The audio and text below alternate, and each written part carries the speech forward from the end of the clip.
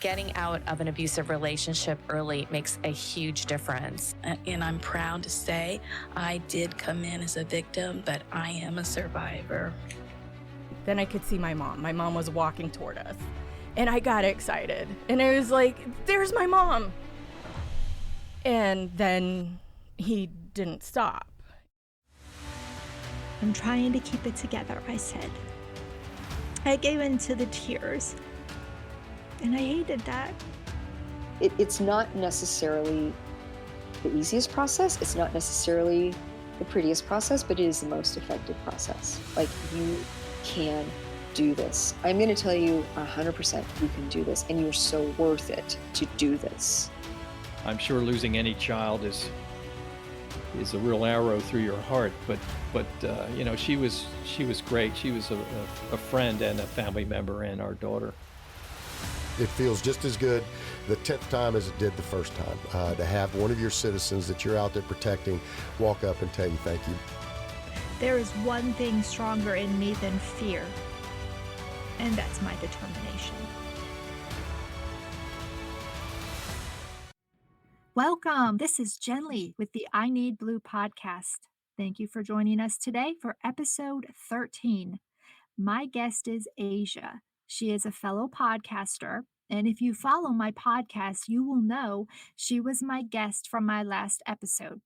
Now, if you haven't listened to episode 12, Surviving Satanic Ritual Abuse, now is your chance before we get started.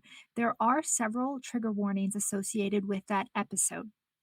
Check out her story and all of my guest stories on my website, www.ineedblue.net.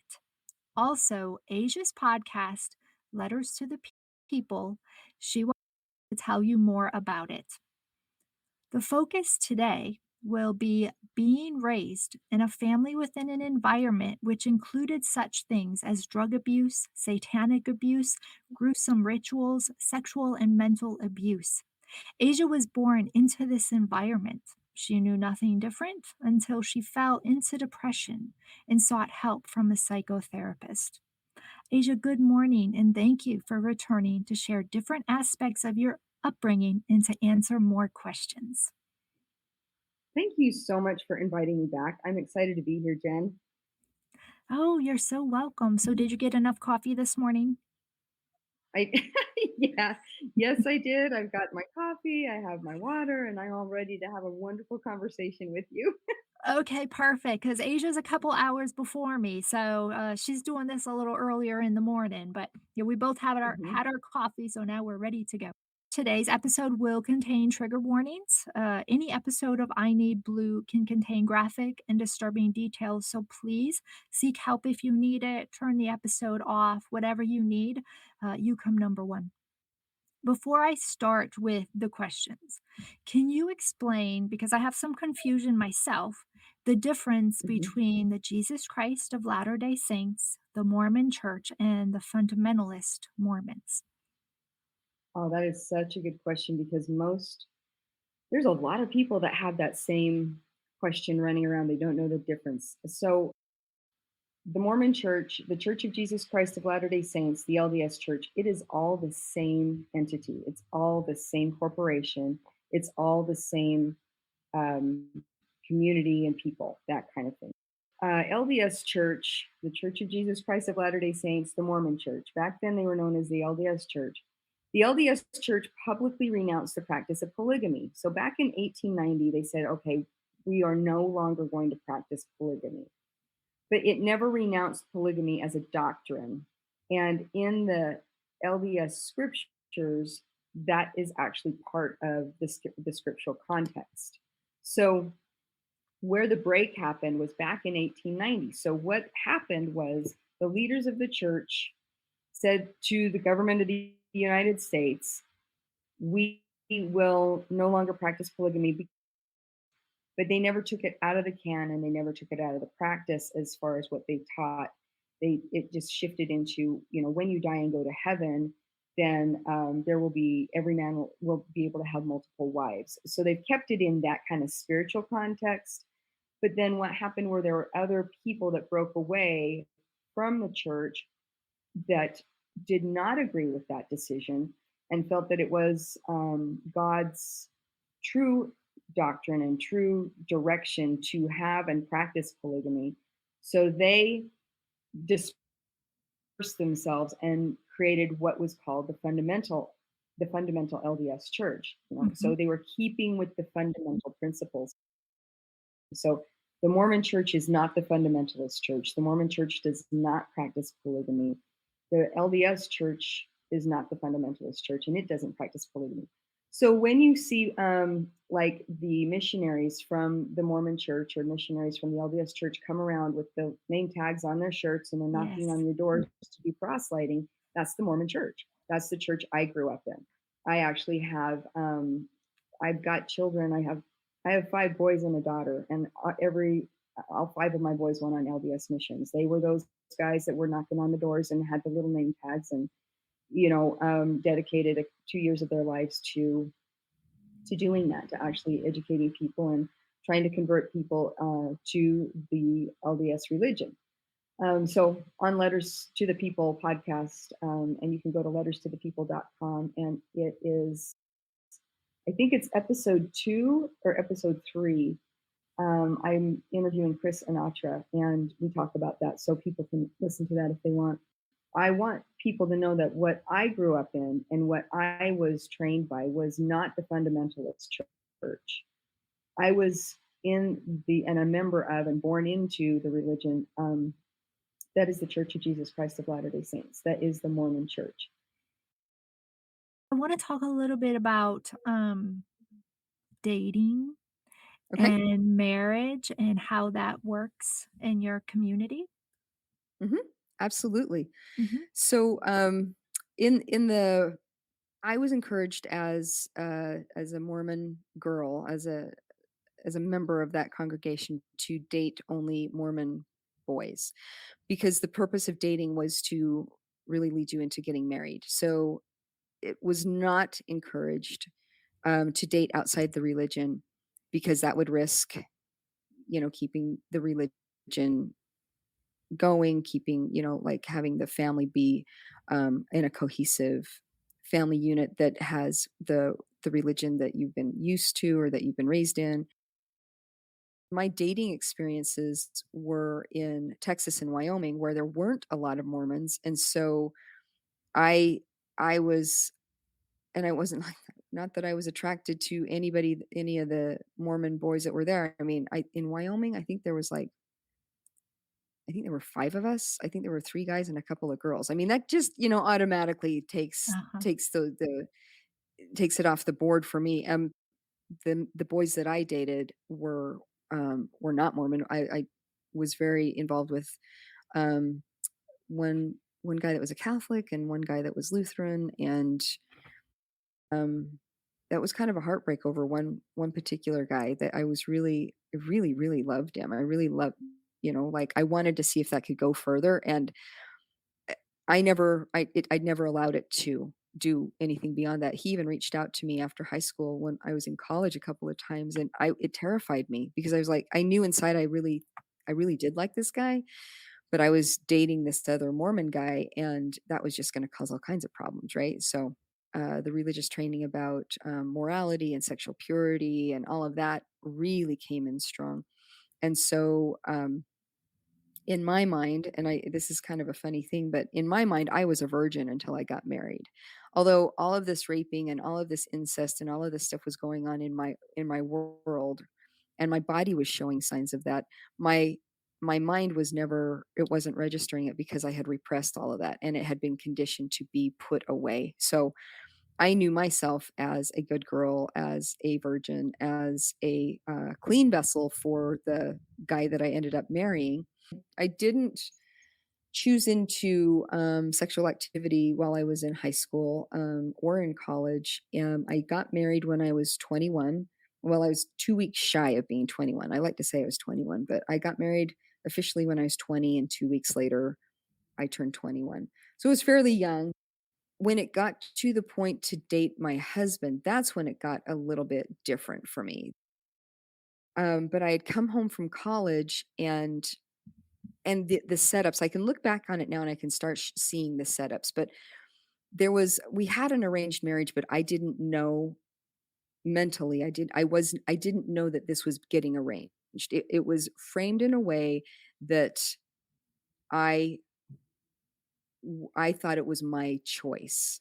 And, thinking about this, I was 19, 20 years old, and I had had 19 or 20 years of conditioning that had been happening with my dad as my handler, and, like just the setups that were fairly smooth and easy for him anyway, that I wouldn't have noticed these things. But I came home, and I remember on the kitchen counter was the local newspaper, and it was opened up in the middle and kind of folded over to this one page where it had the picture of what was going to be my husband, but had his picture in there because he was coming home from a Mormon mission. He had just come home from an LDS mission, and he was going to be speaking to his congregation, kind of reporting to them about his experiences on his mission, which is very common.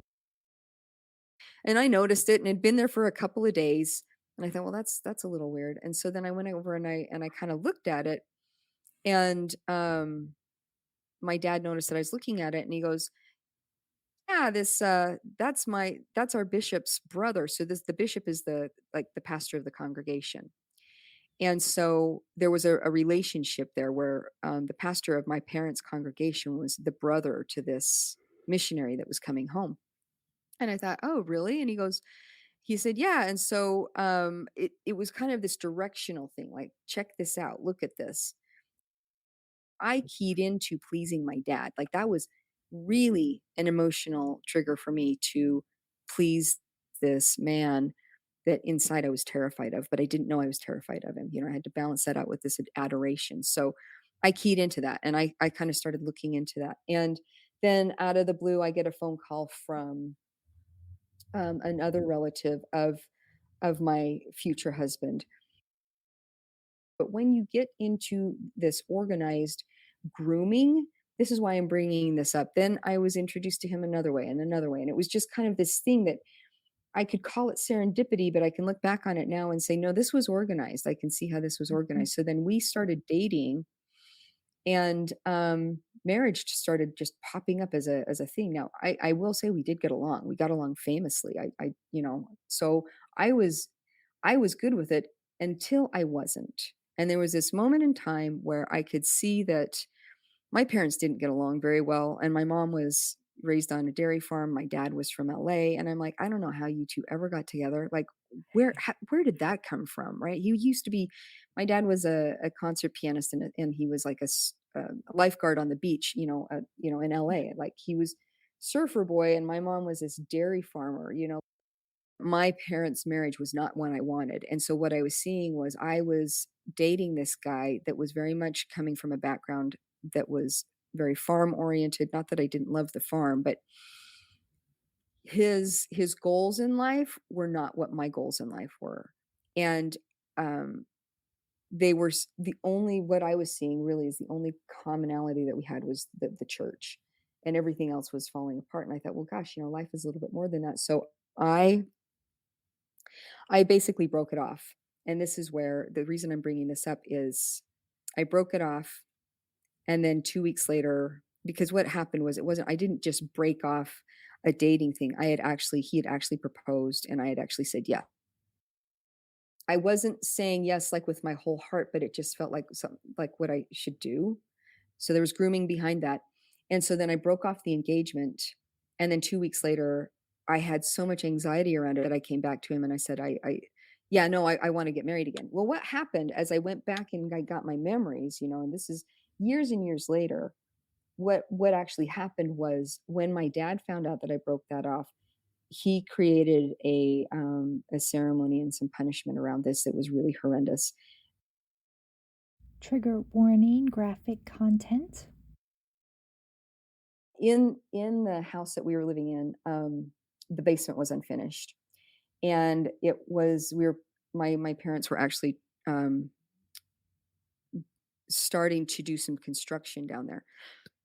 There was a space between the cement and the 2x4s. You know how you have that so you can put up the drywall where you could build the walls. There was a space that had been built out just enough that he could shut me in it. And so he actually shut me into the wall and screwed it shut. So really there was enough room for me to really just stand, and it was wide enough that I was kind of flat against the wall. So it was extremely uncomfortable. And the time that while I was in there, he left enough room at the top that he could do some things, like I could hear him. I had been drugged, so I was there, but I wasn't there. But then he would put, like, he got some beetles, some spiders. He would drop them in there, and then I don't remember if there was a snake that got dropped in there at one point, but I couldn't do anything about it because I couldn't move my arms or anything.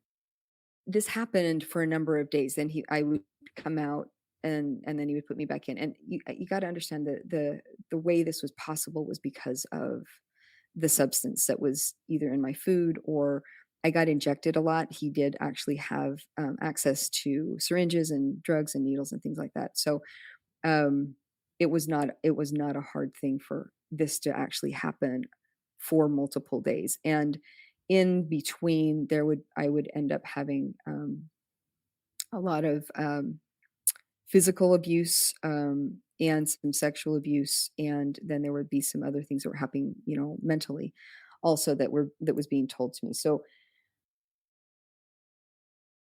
this wasn't the first time this had happened to me. I was now 19, right? And I had been inducted into this kind of treatment, since I was 3 years old. So there were definitely words that could be said, triggers that could be done, and things that he could replay and to call up other traumas that were very, very effective in conditioning. And it was basically all about, you're not, you will marry this boy. This is what you're going to do. And I had no choice. But when I came out of that trauma, right, I'm not under the influence of a substance or a drug. The thoughts of not marrying him started to create this really huge anxiety. And that's when I had to come back to him and say, I was wrong. I'm sorry. So, and there's a bigger story behind the setup. That setup, or that thing I just explained, was the reason I came back to and said yes to it. Why I said no to my own desires, and I said yes to something that really was being designed, and I thought it was my own choice, based on lineage and who I was interacting with the leadership of the church, and who my ex-husband was, what his bloodline is from. There was some real design. They were trying to create a designer family, and they succeeded, until I Yeah. started getting my memories, and then I broke away from all of it. Yeah.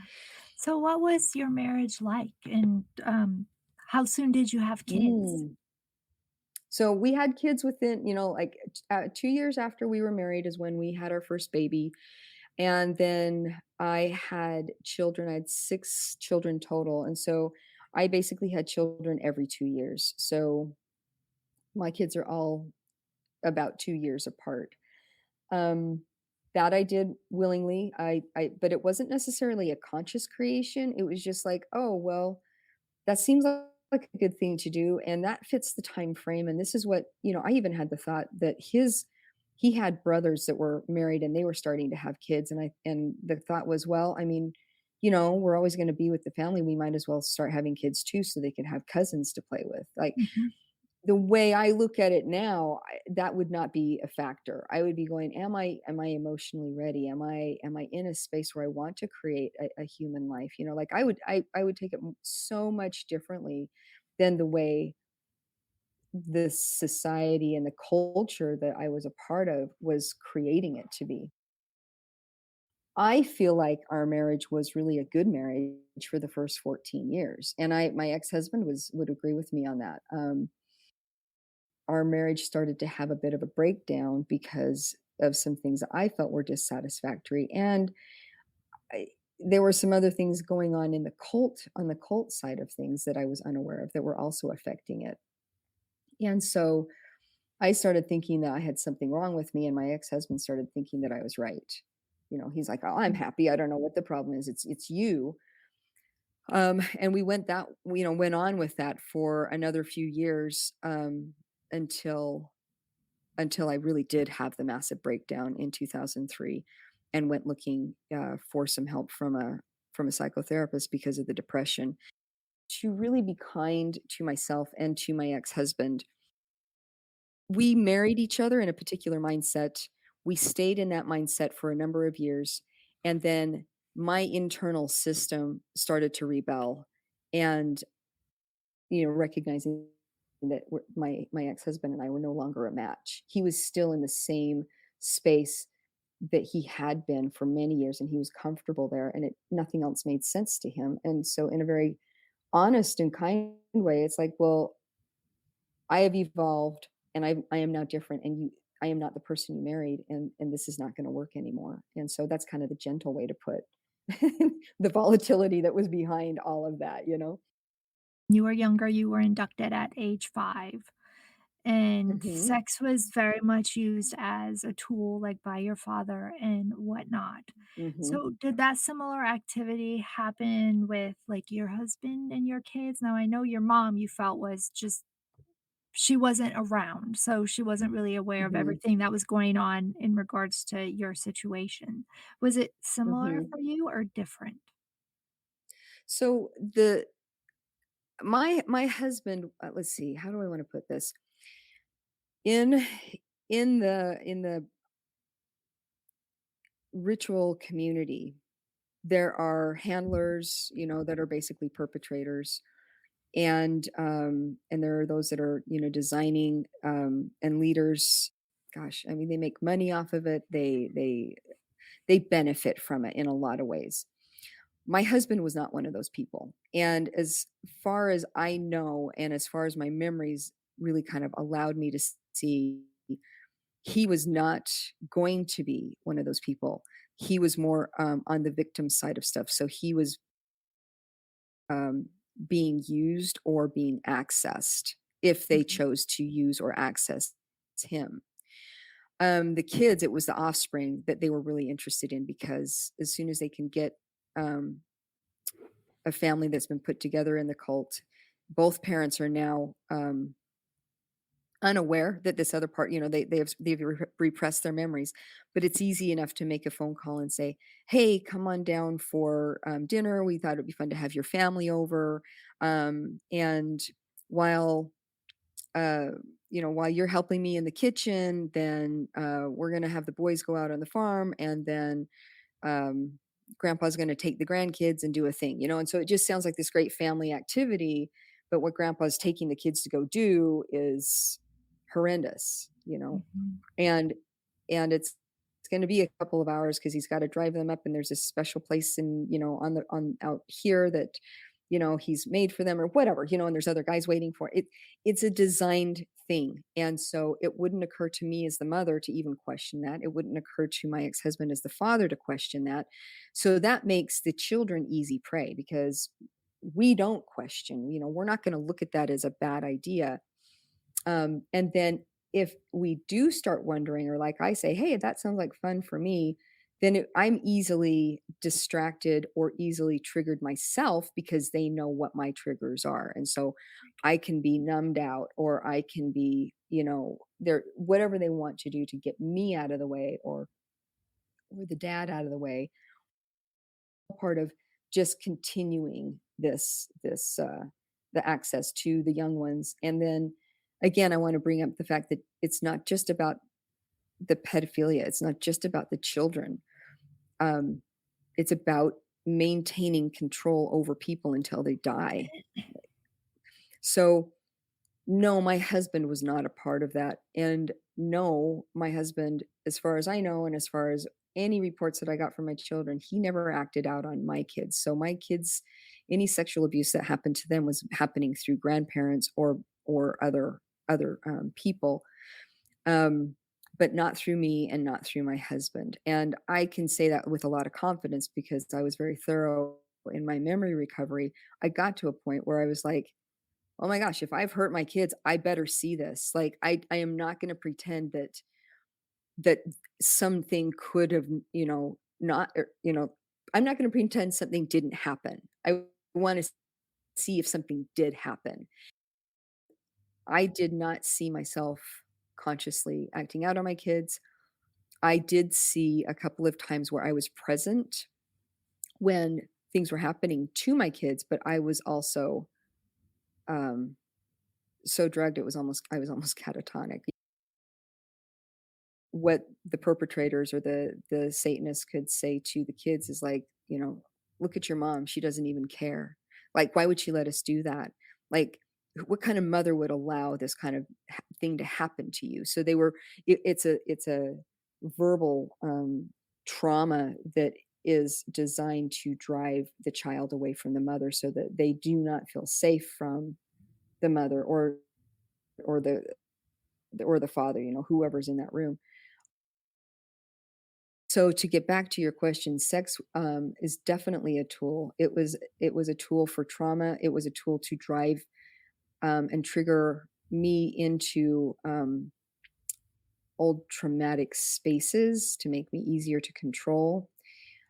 Incest from my father was there. I even other family members, it was there, and also trafficking. So the sex was used like I was sold to other men for money and for favors and to be part of ceremonies.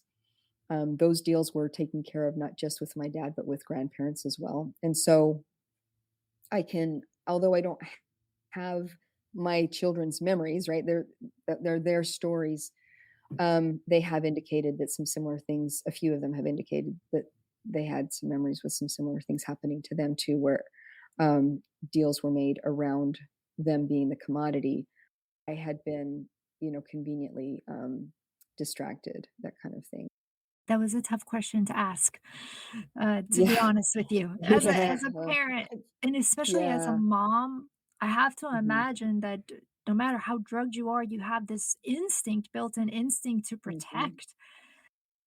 Yeah, that's actually something I did once I realized how out of your mind you can be, meaning not present, and how thorough and practiced um, that whole system is. And I even asked my kids too. I even said, you know what, if you ever see me in any of your therapy acting out on you or doing anything to you, you need to believe it because you need to get the details and see if it really was me. Because a lot of times you're in such a terrified state that they say that somebody's there. It's like, oh, well, this is who's really, this is doing this to you. Um, just to kind of to throw you, right? So you have to be Mhm. thorough and do what I did, which is keep going into the memory and going into the memory. You have to go into it's not just like, oh gosh, yeah, there was rape there. Yeah, I don't want to look at that. It was like, okay, body needs to feel this, mind needs to experience this, and I need to see who's doing it and I need to get the details of what I was feeling. And I got really thorough, and that's why the healing was so thorough. People that have, after we've had this conversation, say to me, "You know what? I know you, and I know that this is not something you would ever make up, and I trust you, but I have a really hard time with what you're telling me. I have a really hard time with this story because I don't understand, since it is as bad as you're saying it is, why are you not rocking in the corner somewhere? Why are you not on medications? Why are you not dysfunctional? How is it that you can actually talk about this and not be so triggered that you fall apart and not be able to, even talk to anybody?"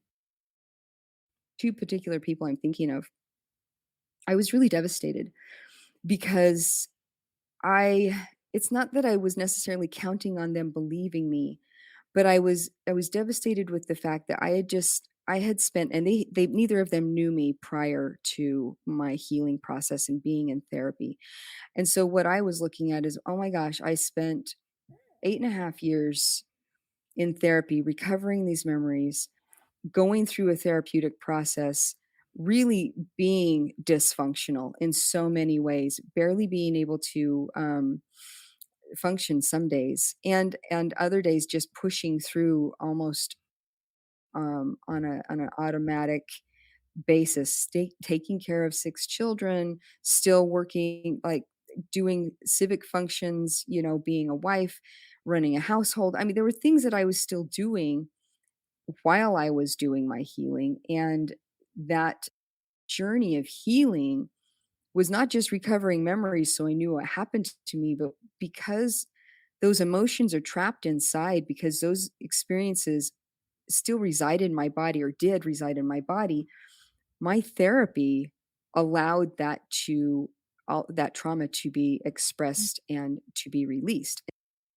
Because of the extent of the trauma that I lived and the extent of the healing that I did, I'm in a place that I can now talk about it and not be triggered and not be over the top crying about it. Now, it's not to say that I don't get triggered, and it's not to say that I don't have emotion about it, because I do. I have had triggering moments, and I have had very emotional times about it too. But it was devastating to me to actually hear that the feedback was, "Wow, you're just so well adjusted that I have a hard time believing you." You know, that was tough. Yeah. Is it fair to say that therapy is not meant to be easy? Therapy No, yeah, takes it's true. work. It takes Mhm, work and it takes dedication. And perhaps to someone who has never been through it, or maybe they went to the wrong therapist who just told them what they want to hear, they may not mhm, understand.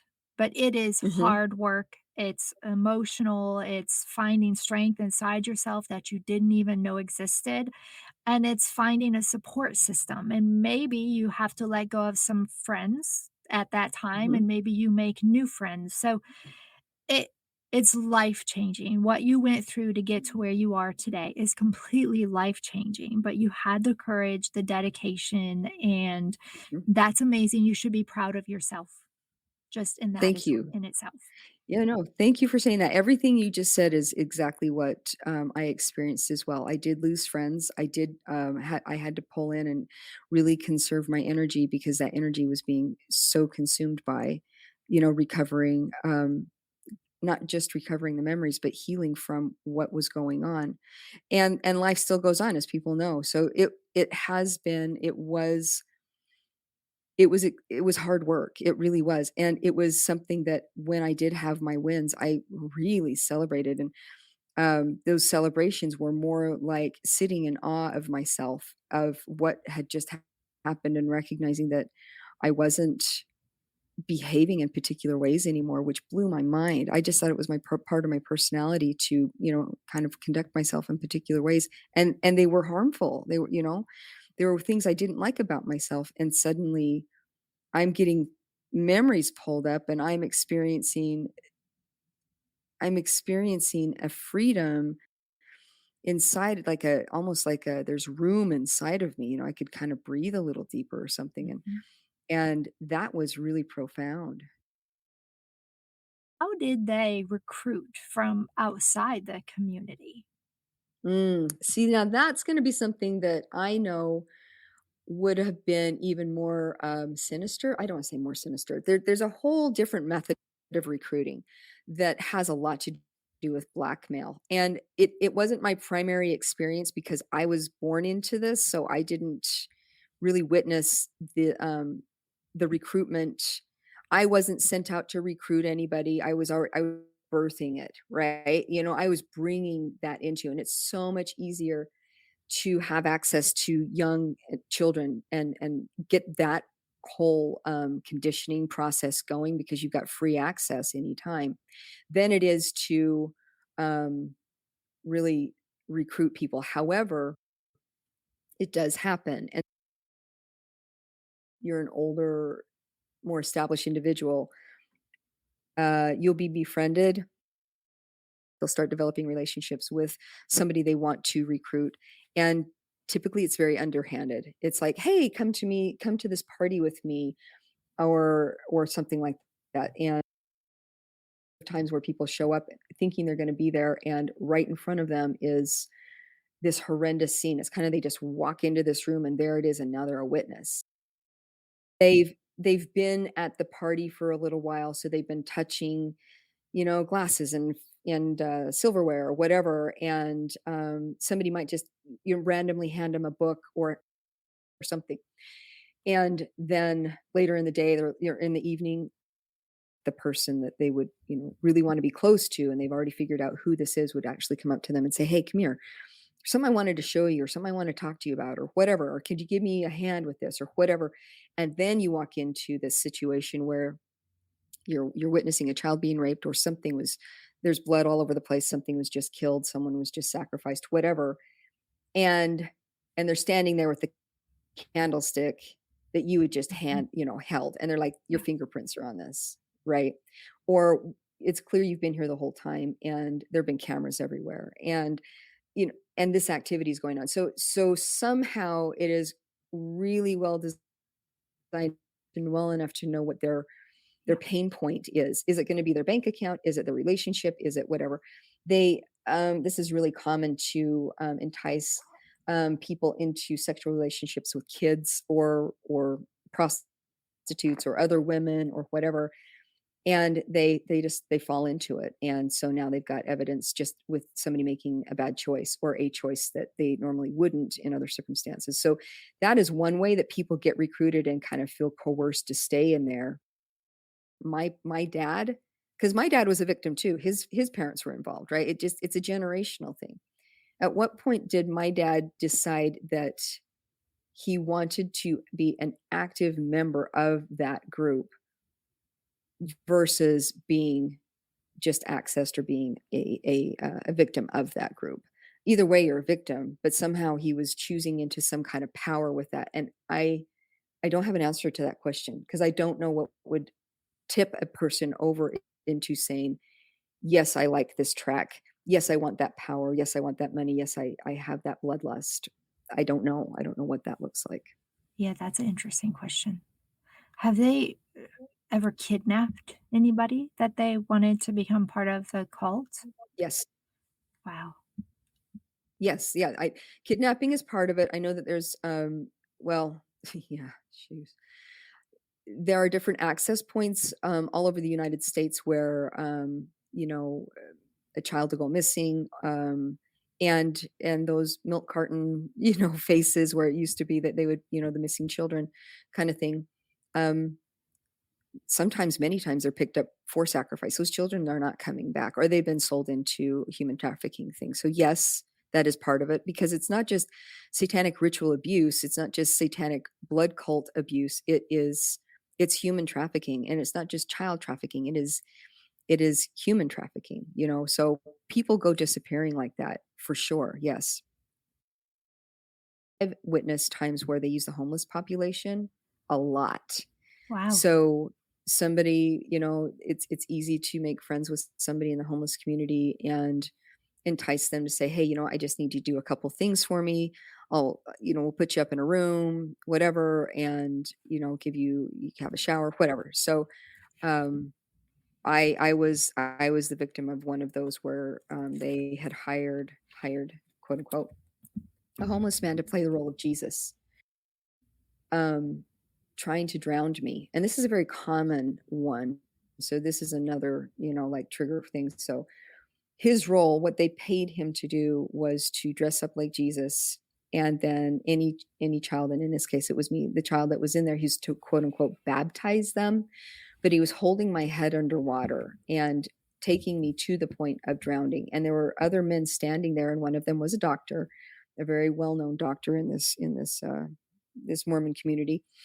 And it was kind of like they were timing and watching my body. So right before I was about to, like drowned, then he pulled my head out of the water, right? So this was going on. So my torture was happening, and this homeless individual was just doing it until it got to the point where another individual who played Satan, dressed as Satan, came in and stopped what was going on. So he, quote unquote, Satan rescued me from Jesus killing me.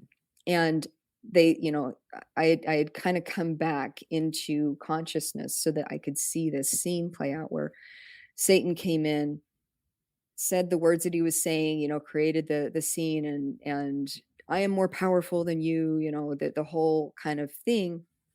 And it was really clear who was who. And the homeless man had been kind of coached on what he was supposed to do. And I think he was just, I don't know if he was told that it was a filming thing or if it was actually being filmed and he was um, given lines or whatever. But the whole thing was there was a bit of a pushback, a bit of a battle going on. And Satan basically just, he pulled out a gun and shot the guy in front of me. Like Wow. it was a murder right there. And me as the child watching that, it was really driving in, even with the now noise of the shotgun, that's going to be jarring, right? Being tortured by almost drowning, that's jarring. And then in comes this entity that is quote unquote saving you by murdering somebody, and all of a sudden when they turn to you and they say, who's your savior now, or they say, who's all powerful, and you're kind of like, wow, well, clearly it's not Jesus. You know what I'm saying? So a lot of that driving against who really has the power and who do you really believe in and who are you going to call out to? Homeless population, that's an easy one. Nobody's going to know. They don't have to keep track of any bodies or anything like that. So Wow. that's also a population they access. Yeah. You must come across a lot of people who hear your story and just find it unbelievable or hard to listen to. I do know that there are people that don't, I mean, a lot of people do not want to think this is a real thing. It's very hard for your mind to wrap around the fact that this is going on and you don't know about it.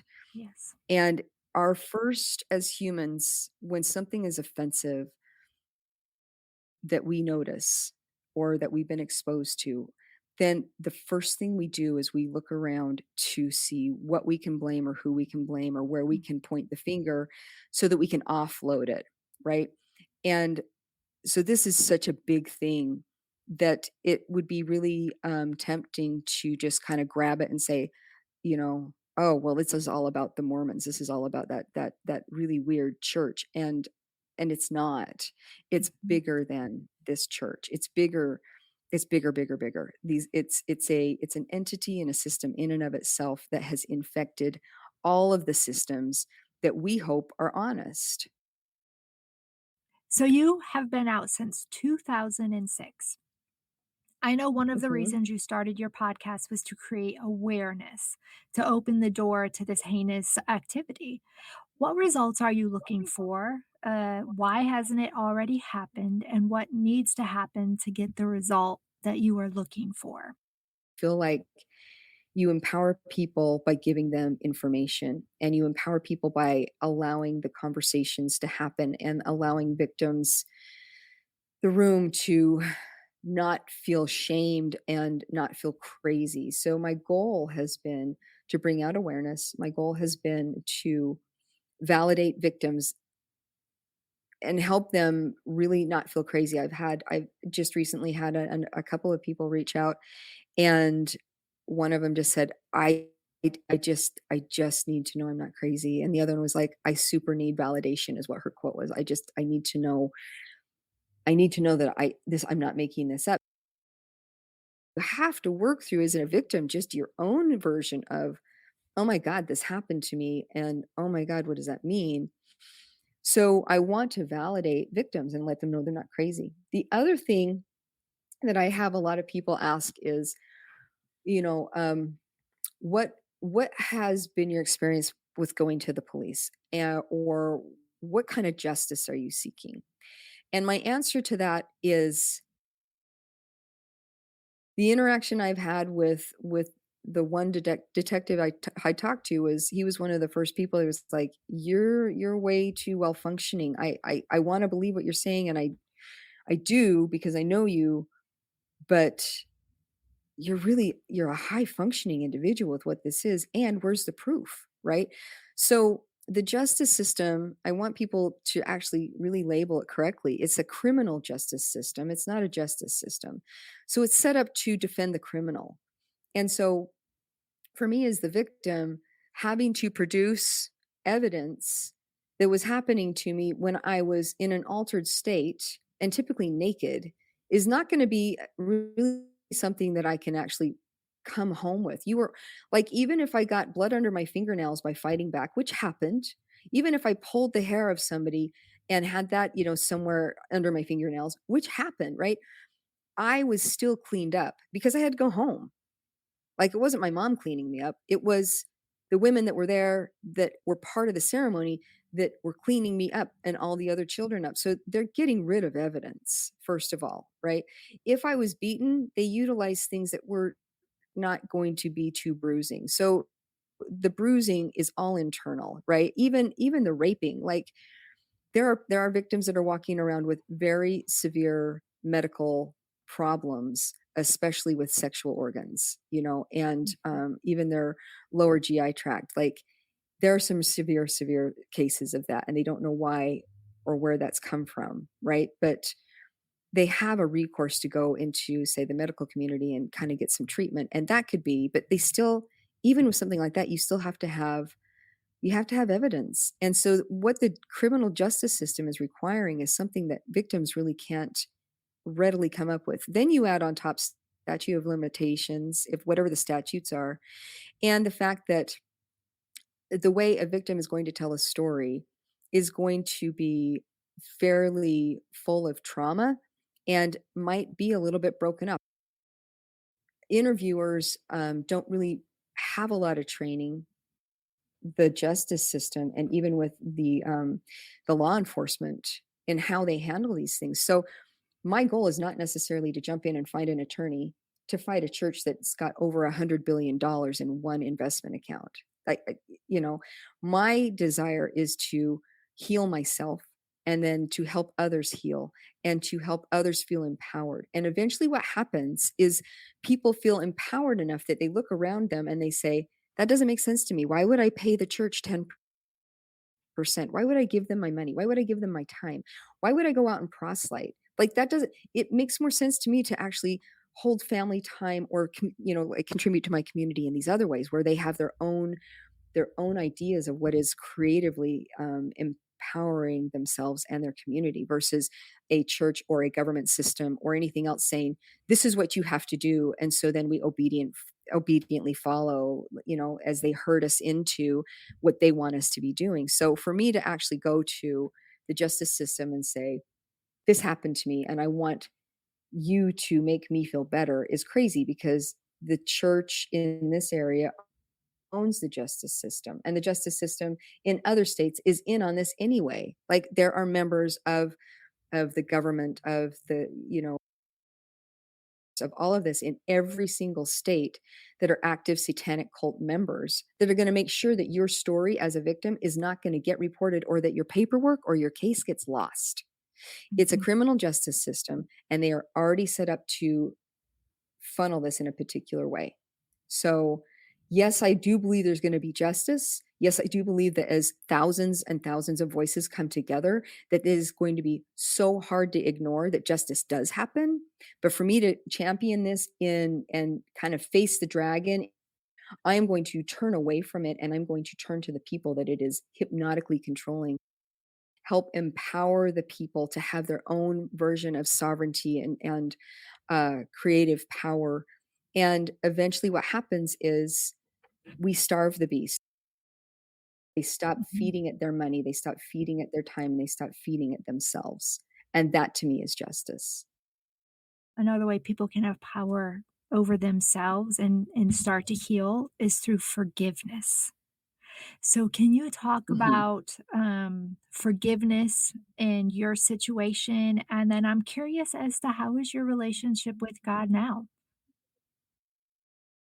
I will say that my relationship with God is a very powerful relationship.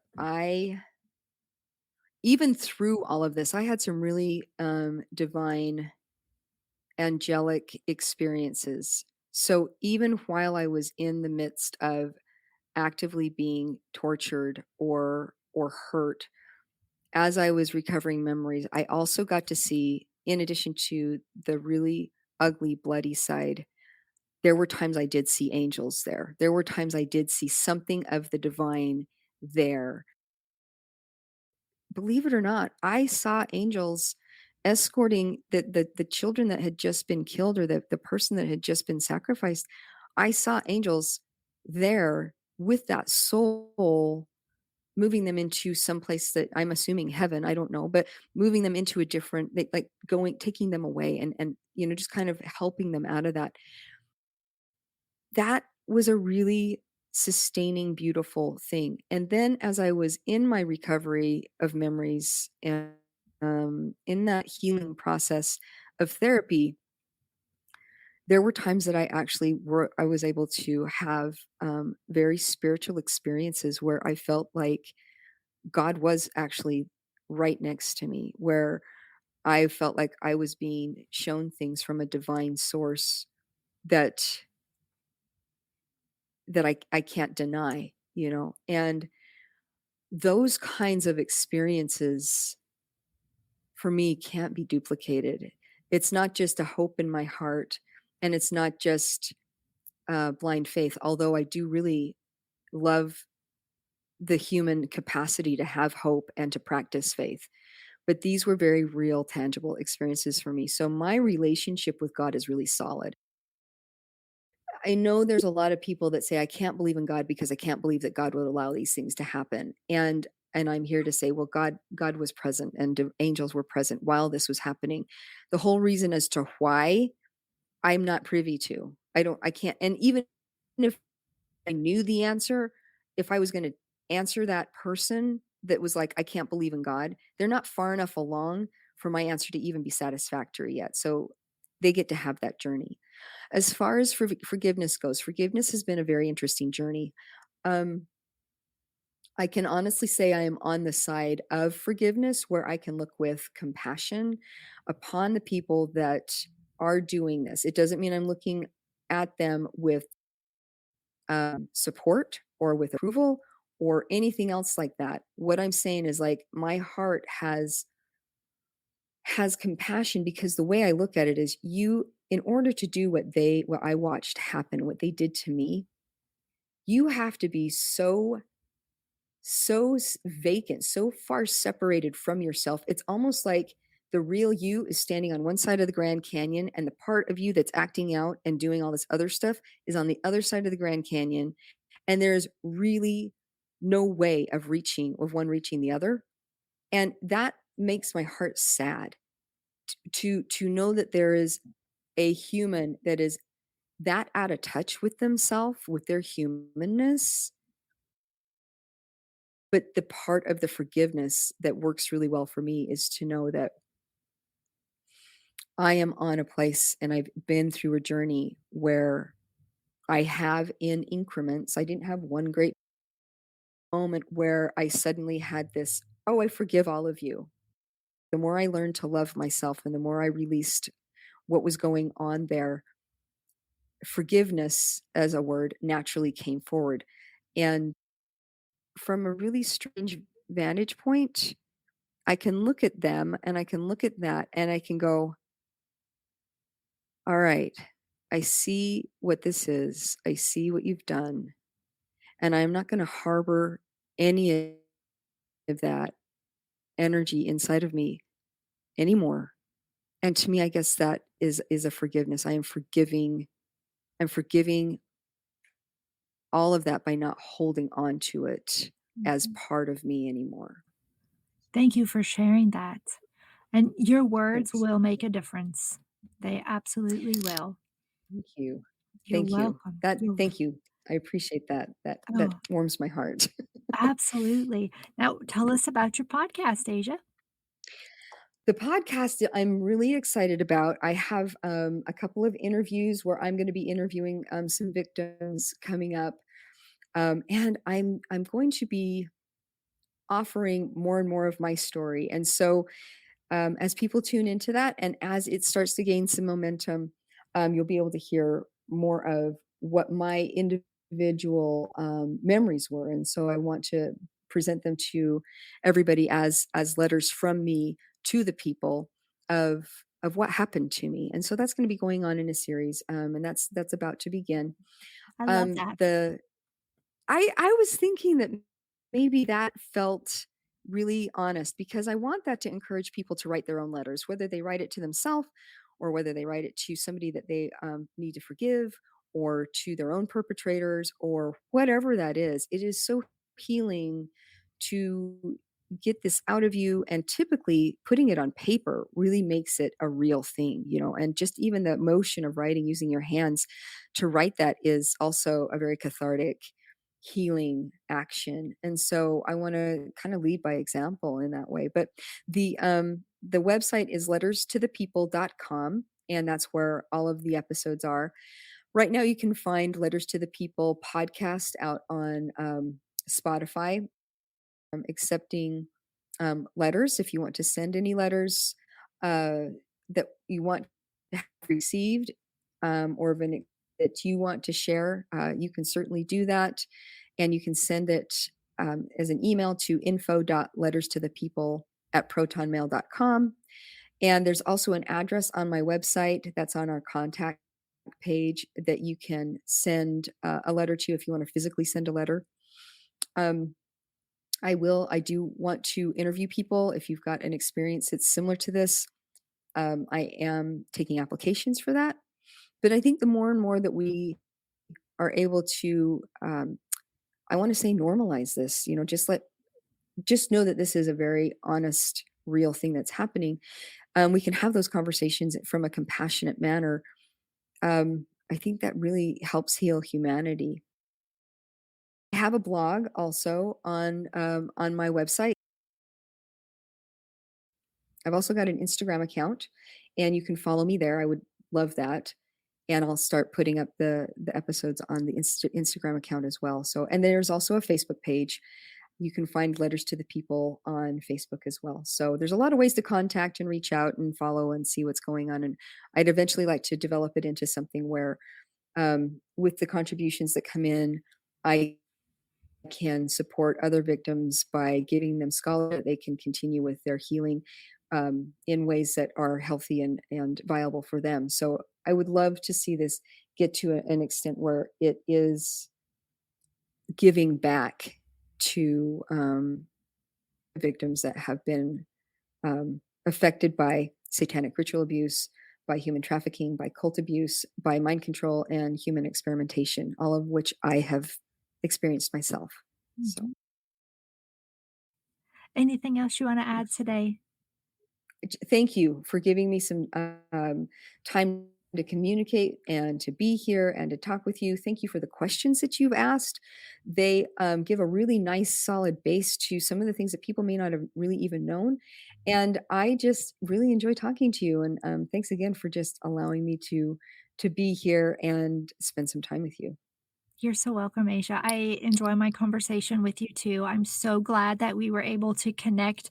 I'm glad together we can shed some light on your experience and everything that's going on. I'm here if you need anything. Just send me an email, whatnot. Thank you. Yeah, you're so welcome. But other than that, I'm going to sign off. This is Jen Lee with the I Need Blue podcast. Thank you for listening today.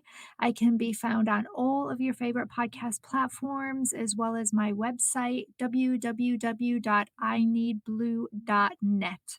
Also, if you want, leave a review on Apple Podcasts. All right. Thank you so much for listening. Until next time.